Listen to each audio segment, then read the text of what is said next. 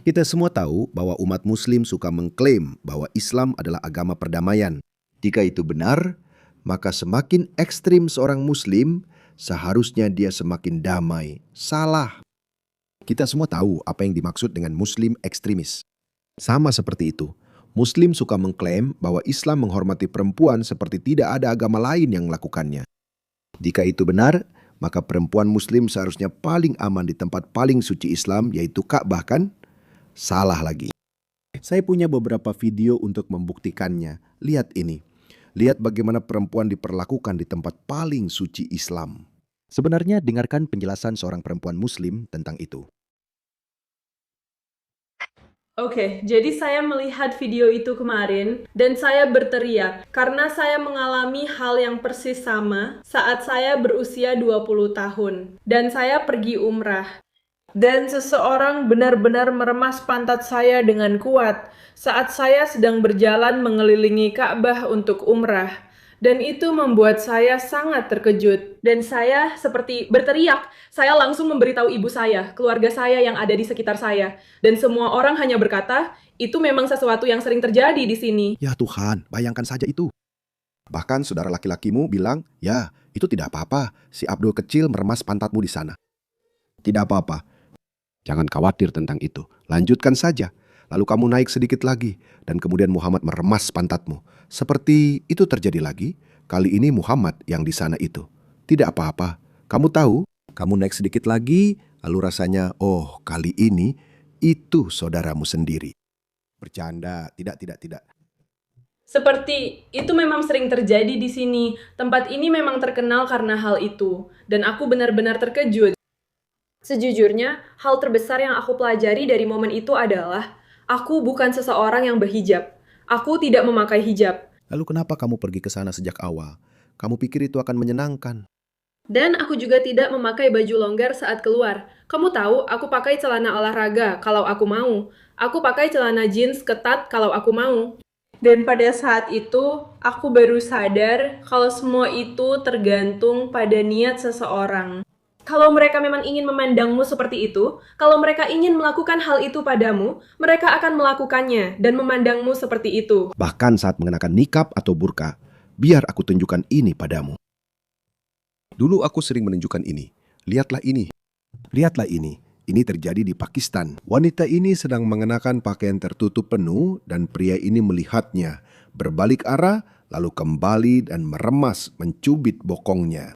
Saya tidak peduli. Ide cerdik Muhammad bahwa semakin kamu menutupi diri, semakin aman kamu. Itu adalah pernyataan bodoh. Bahkan jika kamu memakai hijab, bahkan jika kamu memakai pakaian longgar. Karena saat melakukan umrah adalah pertama kalinya dalam hidupku aku memakai burka penuh, tertutup dari kepala sampai kaki, lengan tertutup, tangan tertutup. Tapi tetap tertutup. Tapi itu tidak akan menghentikan seorang Abdul. Seorang Abdul yang mesum, yang sampai saat ini hanya mencabuli kambing dan domba.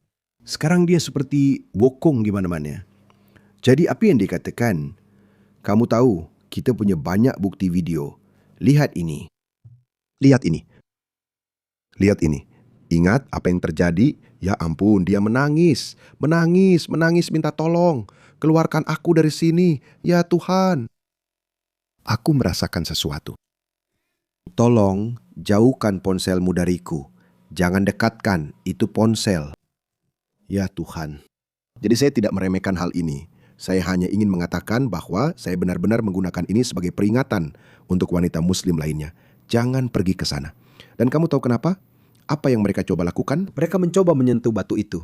Dan umat muslim bilang, kita tidak menyembah apapun.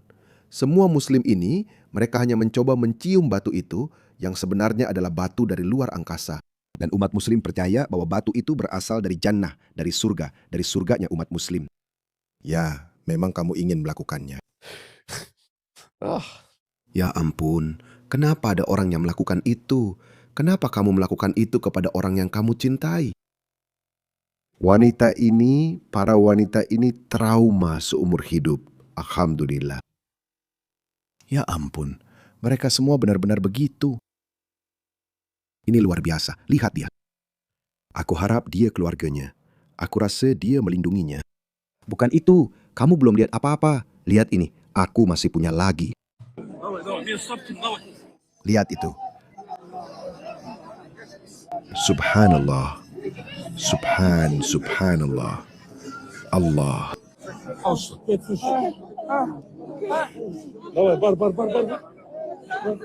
Oh my God.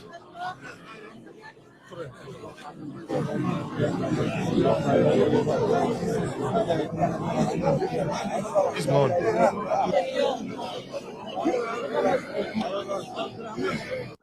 Bahkan jika itu saudara perempuanmu atau ibumu, dia tetap berhimpitan denganmu. Alhamdulillah, menurutku itu berhimpitan dengan saudara laki-lakimu atau anak laki-lakimu. Menurutku itu berhimpitan dengan saudara laki-lakimu atau anak laki-lakimu atau dengan orang asing. Itu pilihanmu. Benar-benar menjijikkan. Jadi mari kita dengarkan penjelasan dari Nur Yakan kita sendiri tentang hal ini. Mari kita dengarkan. Ini adalah video yang sangat lama, sekitar 4 tahun yang lalu ketika dia berbicara dengan seorang nabi. Mereka tidak takut mencubit pantatmu. Mereka tidak takut untuk menyentuhmu. Mereka memanfaatkan keadaan yang sudah berdekatan itu untuk makin merapat. Rasanya jadi sangat-sangat tidak nyaman. Di sekelilingmu, kamu berfikir ini adalah kota suci. Ini seharusnya menjadi salah satu tempat di dunia. Tapi ada cerita-cerita yang jauh lebih kelam. Orang tuaku pergi haji. Mereka pergi menunaikan ibadah haji. Sebelum mereka berangkat, mereka diberi banyak sekali peringatan tentang apa yang harus mereka lakukan selama haji. Dan aku menyaksikan hal yang sama ketika orang lain pergi haji. Dan ada satu peringatan yang sangat menonjol, yaitu perempuan harus sangat berhati-hati selama haji. Dan ayahku harus selalu berada sangat dekat dengan ibuku dan tidak pernah melepaskan tangannya. Aku ingat satu percakapan tentang taksi. Mereka bilang bahwa ayahku harus masuk duluan Dan membiarkan ibuku keluar duluan. Karena banyak hal bisa terjadi, seperti perempuan dilecehkan secara seksual, barang-barangnya lebih sering dicuri, atau bahkan diculik atau semacamnya. Apakah kamu tahu soal itu? Ya, sejujurnya itu memang sesuatu yang aku tahu cukup banyak, yang membuatmu benar-benar mempertanyakan banyak hal. Karena aku sudah sering sekali mengatakan hal ini. Ada begitu banyak cerita tentang perempuan. Bahkan kalau seperti ayahku, orang-orang punya ketakutan yang sama dan pergi bersama keluarga, situasinya tetap jadi sangat menegangkan, canggung dan berbahaya. Bahkan saat kamu melakukan tawaf, seperti ketika kamu mengelilingi Ka'bah, terutama seperti yang aku bilang di waktu Ramadan, rasanya seperti versi kecilnya saat itu. Jadi keramaiannya sama saja. Tapi sejujurnya, mereka tidak takut untuk mencubit bokongmu. Mereka tidak takut untuk menyentuhmu. Atau saat kamu berada di kerumunan, mereka memanfaatkan keadaan itu untuk sengaja merapat terlalu dekat. Rasanya jadi sangat-sangat tidak nyaman. Dan kamu agak terkejut pada saat itu karena Ka'bah ada di sini dan kamu di sini malah disentuh oleh seorang pria yang sedang berihram dan seharusnya dia di sini untuk membersihkan jiwa dan hatinya serta menyucikan dirinya. Dan kamu juga merasa ini bukan waktu yang tepat untuk memberitahu pria itu atau orang yang bersamamu karena kamu sedang berihram. Ini benar-benar pengalaman yang sangat buruk. Tapi hal seperti ini sering terjadi. Pelecehan seksual seperti itu, juga pencurian, kamu tahu orang-orang yang meninggalkan sepatu mereka di luar masjid, sepatu itu hilang. Dan lagi di sekitarmu, kamu berpikir ini adalah kota suci. Ini seharusnya menjadi salah satu tempat teraman di dunia, tapi ternyata tidak. Di sini juga terjadi hal-hal buruk yang sama seperti di tempat lain. Lebih banyak lagi. Hal-hal itu juga terjadi di seluruh Arab Saudi. Saya tahu begitu banyak cerita di mana perempuan kembali dari umrah dan haji dengan pengalaman yang sangat buruk dan mereka bahkan tidak menceritakannya kepada suami mereka atau siapa pun yang bersama mereka. Dan lalu, ya jelas. Sebenarnya kamu tahu, saya tidak pernah memikirkan hal ini. Hampir setiap sepupu perempuan atau tante saya setidaknya pernah melakukan haji atau umrah. Setidaknya 1 kali. Mereka sudah melakukannya setidaknya 1 kali. Dan saya rasa tidak ada yang pernah membicarakan hal ini di keluarga kami. Karena kamu tahu, mereka semua orang Pakistan tentu saja. Dan mereka membicarakan hal-hal seperti ini. Dan mereka sangat pemalu. Dan seharusnya mereka memberitahu putri-putri mereka yang lebih muda bahwa begini, mungkin ini tidak sepadan. Tapi tidak, kamu harus melakukannya setidaknya sekali seumur hidupmu. Ini sangat menyedihkan. Demi menyenangkan Tuhanmu, kamu mengirimkan putri-putrimu untuk dilecehkan secara seksual oleh para abdul yang bernafsu. Para abdul dari Mogadishu, dari Kabul, bahkan entah dari mana lagi. Ada banyak cerita yang jauh lebih kelam, yang mungkin benar-benar akan merusak suasana percakapan ini. Bahkan, salah satu guru saya sendiri di SMA pernah mengalami kejadian yang sangat mengerikan, di mana beliau sedang berada di dalam taksi. Dan sopirnya tiba-tiba mengambil jalan memutar, membawanya ke tengah gurun, memperkosanya, lalu meninggalkannya di sana. Dan entah bagaimana beliau berhasil kembali. Tapi yang saya lihat hanyalah beliau datang ke sekolah untuk mengambil barang-barangnya, lalu pergi meninggalkan negara ini. Dan kamu bahkan tidak bisa membayangkan apa yang mungkin terjadi. Dan kenyataan bahwa beliau diam-diam meninggalkan negara ini, mengetahui bahwa beliau tidak akan pernah mendapatkan keadilan di Arab Saudi. Dan akan. Beliau harus menghadirkan 4 saksi. Dan coba tebak, kemungkinan besar beliau pergi ke negara barat. Barat yang sangat mereka benci itu. Ya Tuhan. Bagaimana itu tidak membuat darahmu mendidih? Diminta untuk bertanggung jawab saja sudah menunjukkan banyak hal. Aku tidak tahu. JP, Karena merusak suasana di sana. tidak, ini adalah hal-hal yang perlu dikatakan. Maksudku, itu bahkan pantas mendapatkan pembicaraan tersendiri. Ini harus dibahas secara terpisah. Ini, maksudku, aku masih seorang muslim ketika aku mendengar hal-hal ini. Ketika aku mendengar cerita-cerita, ketika aku mendengar sedikit penyebutan tentang hal-hal ini, atau sedikit peringatan semacam itu. Dan aku bahkan tidak memahaminya saat itu. Dan rasanya, aku merasa sampai setelah aku meninggalkan Islam, aku bahkan tidak menyadari, kau tahu, itu benar-benar mengejutkan saat itu, ketika kau masih seorang muslim, ketika kau religius dan menghargai hal-hal ini, kau menghargai tanah Arab dan kau menghargai Ka'bah, Mekah dan Madinah dan semua itu. Inilah Islam. Bukankah seharusnya Allah langsung saja menghukum mereka saat itu juga? Kalau dia memang ada, jelas dia tidak ada. Itu hanya tokoh rekaan. Seolah-olah memberikan begitu banyak hak kepada perempuan. Dia bahkan tidak bisa melindungi. Melindungi perempuan di rumahnya sendiri di tempat paling suci. Ayo, sadarlah perempuan, sadarlah. Dan kemudian kalian punya J Islam.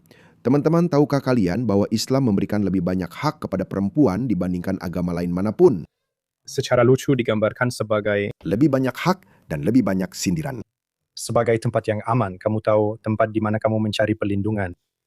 Dan kemudian kamu berpikir, wow, di tempat suci itu, tempat tersuci dari semuanya, ada pria di mana-mana atau orang lain di mana-mana yang mencoba terlibat dalam hal itu. Sangat mengerikan dalam menyakiti perempuan dan menyakiti orang lain, serta seks, meraba, pemerkosaan, pencurian, dan semua itu. Dulu aku bahkan tidak mengerti. Hanya setelah aku meninggalkan Islam, aku berpikir, tunggu dulu, apa-apaan ini? Dan sayangnya, kamu jadi menginternalisasikannya dan berpikir, oke, beginilah kalau jadi perempuan. Dan mungkin ini sesuatu yang harus aku hadapi. Kamu tahu dan aku bahkan tidak berani memberitahu ayahku. Rasanya aku bahkan tidak bisa mengucapkannya. Seperti apa yang akan dia pikirkan dan katakan. Tapi pada saat itu kamu benar-benar berpikir, oke, ini memang sesuatu yang harus aku hadapi sebagai seorang perempuan, tapi ini sesuatu yang harus aku hadapi sendiri. Dan karena lagi-lagi, rasanya jadi 2 kali lebih parah kan? Kamu seperti, aku juga di sini untuk beribadah. Aku di sini untuk mendekatkan diri kepada Tuhan. Dan ini seperti kebalikannya. Aku di sini untuk mendekatkan diri kepada Allah, tapi aku malah mendekat kepada Abdullah. Apa yang seharusnya aku bicarakan di sini. Dan memang, ya sebagai perempuan, kamu benar-benar menyerap hal-hal seperti ini. Aku rasa memang ada. Seperti mungkin ada orang-orang yang benar-benar pernah tinggal di Arab Saudi. Dan cara kami diajar, karena kalau kamu sekolah di sekolah internasional, sampai tingkat tertentu, pelajaran Islam itu tidak wajib. Karena itu, tentu saja orang tuaku sangat bersikeras bahwa kami semua harus belajar Al-Quran. Kami bahkan punya guru yang datang ke rumah. Tapi lagi-lagi, cerita-cerita horor tentang apa yang dilakukan para pria ini saat mereka datang dan mengajar anak-anak di rumah itu memang banyak sekali ceritanya. Jelas kita akan kembali ke inti pembicaraan ini. Tapi ya, semua hal seperti ini memang harus dibicarakan. Dan orang-orang, kamu tahu... Gak usah, tinggalkan saja Islam. Aku punya solusi yang lebih sederhana untukmu. Tinggalkan Islam. Jadi sekarang lihat saja, semua orang jelas sadar akan hal ini, termasuk para ulama Islam. Dan lihatlah bagaimana mereka meremehkannya, bagaimana mereka meminimalkannya. Ini adalah Syekh Asim Al-Hakim, orang yang bilang, kami akan memberi Anda 3 pilihan ketika Muslim menjadi kuat. Orang ini, lihatlah orang ini. Pergi dan taklukkan negara tetangga. Apa yang kita lakukan? Kita bunuh mereka semua. The Prophet says, the first thing you do is call them to Islam. If they refuse, then tell them Allah obliged upon you to pay taxation. In return, When enemy comes and attack your country, you don't fight. We Muslims protect you. Subhanallah. Untuk uang sekecil ini, ya. Dan kamu menikmati uang kecil itu yang bisa mencapai 50% dari seluruh penghasilanmu. Itulah yang dilakukan Muslim. Itulah yang dilakukan Muhammad kepada orang-orang Yahudi Khaybar. Sitting in your homes and in your country and live your life normally. But the ruling is for Sharia. So you do not open nightclubs, you do not fornicate. Jika mereka menolak, maka kita harus berperang. Dan jika kami melawanmu, maka kami akan menangkapmu. Kamu menjadi budak kami, dan kami mengambil tanahmu. Dan itu terjadi karena kamu menolak. Aku memberimu dua pilihan yang baik. Dalam 40-50 tahun ketika Muslim menjadi kuat seperti seharusnya. Jadi orang itu ketika berbicara tentang keselamatan perempuan, dengarkan dia. Bagaimana dia meremehkan hal ini. Abaikan saja, abaikan ini. Jangan beri dia apapun. Jadi dia bilang ada seorang saudari yang telah menunaikan haji. Dan setelah pulang dari haji, sekarang dia mengaku bahwa dia telah dilecehkan dan seseorang menyentuhnya. Meraba bagian belakangnya. Dengan cara yang tidak pantas. Dan dia tidak memberitahu suaminya. Dia tidak memberitahu siapapun. Setelah dia kembali ke Kanada, dia bertanya, apa yang seharusnya saya lakukan? Ya, siapapun dalam kondisi seperti itu pasti akan berteriak dan meninggikan suara serta membuat keributan tentang hal itu. Lihat ini. Menyalahkan wanita. Menyalahkan wanita.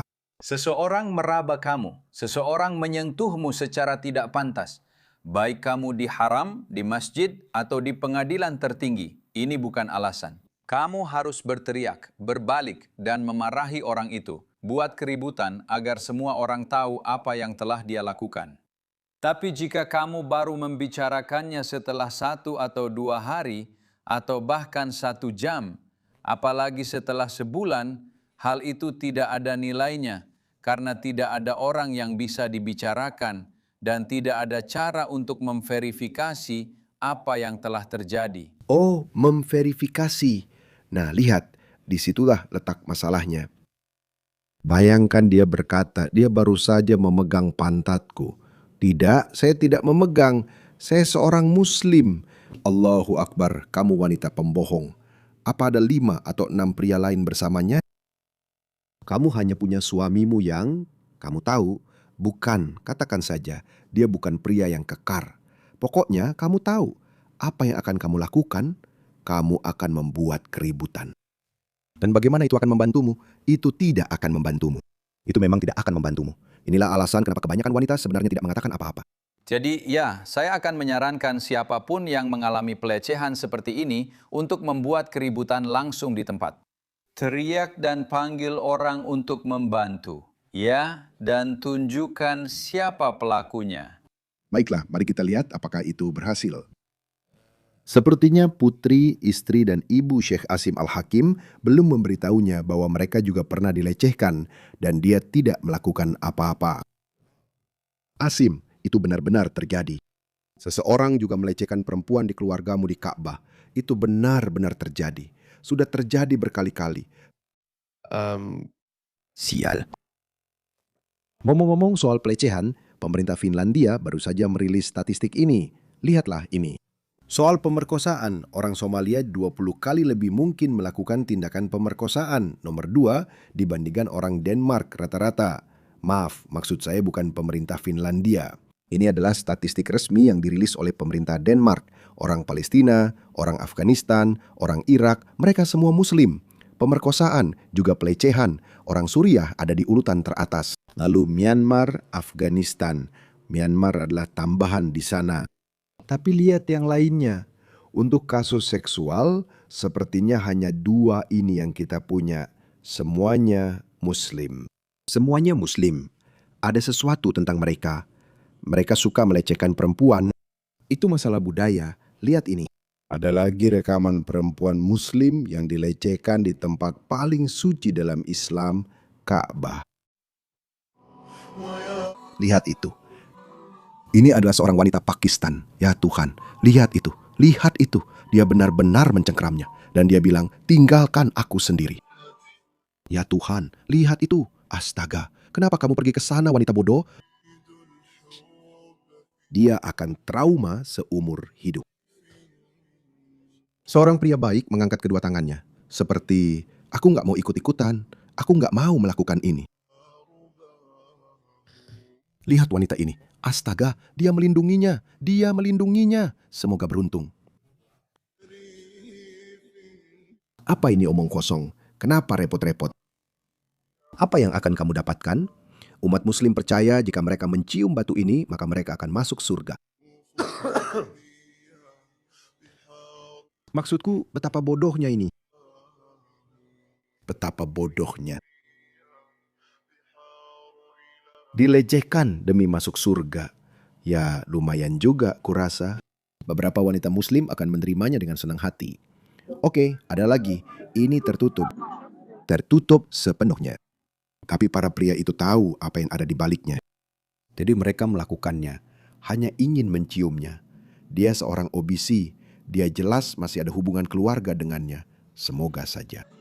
Saya harap dia memang ada hubungan keluarga dengannya. Ya Tuhan, apa ini? Kenapa ada orang yang berpakaian seperti itu? Selera fashionmu. Apakah dia ada hubungan keluarga dengannya? Dia sedang menangis sekarang. Tidak. Dia pergi. Kenapa kamu pergi sendiri? Astaga, tidak. Aku tidak berpikir dia kerabatnya. Ya ampun. Aku seorang ateis. Itulah kenapa aku seorang ateis, teman-teman. Satu lagi, lihat ini. Oh, Tapi dia tersenyum. Aku tidak berpikir dia.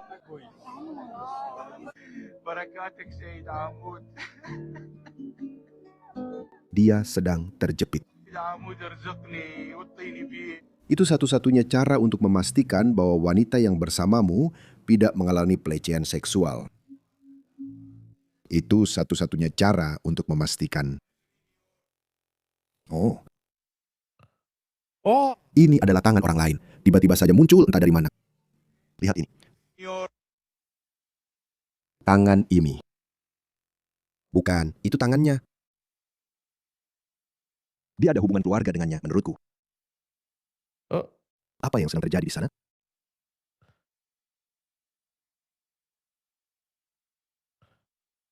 Mencekiknya dan membantingnya. Cuma di sini, bro. Aku ini saudara perempuanmu. Apa yang kamu lakukan? Aku melindungimu. Aku tidak tahu apa yang terjadi di sana. Ini mengerikan. Ini mengerikan. Dan sebagian besar yang terjadi itu, ya ada di setinggi pinggang. Jadi kita bahkan tidak bisa melihatnya. Semua orang saling menempel satu sama lain. Ya Tuhan. Orang ini sebaiknya kamu beri jarak setidaknya 2 kaki antara dirimu dan dia.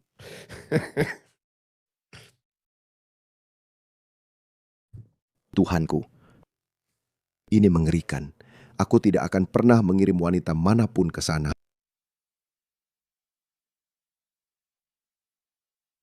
Saudari, kamu mau dilecehkan atau kamu mau? Surga itu abadi. Dilecehkan itu cuma berapa lama? Mungkin sekitar 5-10 menit saja. Oke, itu tidak terlalu buruk. Sepertinya aku pilih itu saja. Lihat, Islam benar-benar membunuh semua sel otakmu. Oke, aku simpan yang terbaik untuk terakhir ya.